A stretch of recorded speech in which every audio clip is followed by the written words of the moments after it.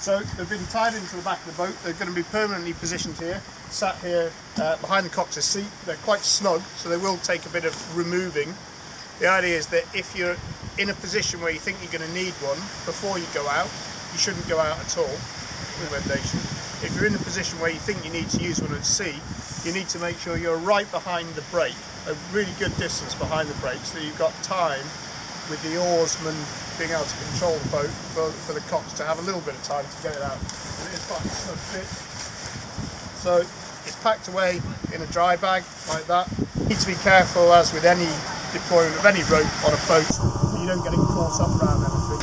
The boat is 150-200 kilos plus a bunch of people on it. It's about 500 kilos worth of load in movement. When this takes up some tension, if you pin your limb between this and the side of the boat, you could certainly dislocate a finger, if not chop one off probably. So the idea is to avoid that. It sits in the boat, in the bag like that, and it's designed so the first thing that you pull out is the drogue itself. It's folded up, so it'll need to be unfolded. It's a cone, as you can see. The water goes in the big end, it comes out the little end. So it will sit behind the boat like that, fill up with water.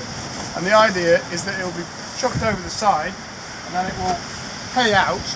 So again, that's why you need a really significant distance behind the brake before you pay it out, because inside the bag is about 3 times the length of the boat in rope, and it's been loaded in coil over coil over coil, the same way that a whitewater rescue line would be in kayaking or RNLI rescue technique, anything like that, so that it should theoretically just pay out like that without any going away from the direction. And you can't just be sitting there just making sure it pays out nice and smoothly coming out of here.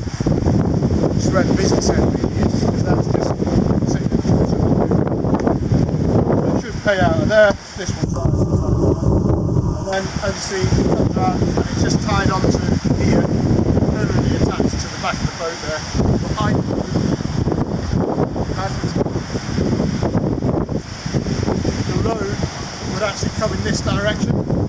But what I was referring to before was that there's going to be all the load of the boat and the power of the waves on this rope, so you really don't want to catch your hand underneath there or anything like that. There are very few hazards that we're aware of underwater off the beach here, so there shouldn't be anything for it to snag on apart from the groins.